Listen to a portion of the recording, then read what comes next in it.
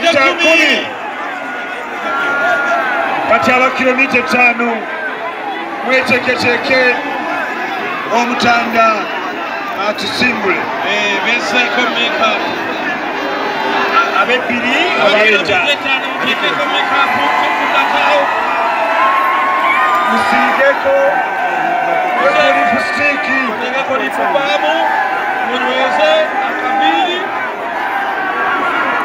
bamugenda kwetoloola Lubiri aba kilomita 5 weteeketeeke era wetutandikirawo wekigenda okugwera eno charity run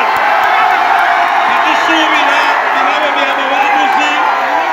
ekyokuba nti ose ne weetaba mu misinde kyekirabo buli omu aze wano kyawangudde